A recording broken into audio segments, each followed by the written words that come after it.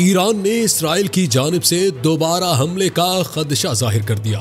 Iran के वजीर खारजा अब्बास इराक्ची ने इसराइल की जानिब से एक और मुमकिना हमले का खदशा जाहिर करते हुए कहा है कि ईरान पर नए हमले के इम्कान को मुकम्मल तौर पर रद्द नहीं किया जा सकता। रूसी मीडिया को दिए गए इंटरव्यू में अब्बास इराक्ची का कहना था कि ईरान जंग का खैर मकदम नहीं करता, लेकिन अगर जंग मुसल्लत की गई तो हम पूरी तरह दिफा के लिए तैयार हैं। उन्होंने कहा कि जंग से बचाव का बेहतरीन रास्ता यही है कि उसके लिए मुकम्मल तैयारी रखी जाए। ईरानी वजीर खारजा ने कहा कि हम माजी के जारहियत के नुकसानात को भर चुके हैं। अगर वो माजी का नाकाम तजुर्बा दोहराना चाहते हैं तो उन्हें कोई बेहतर नतीजा हासिल नहीं होगा।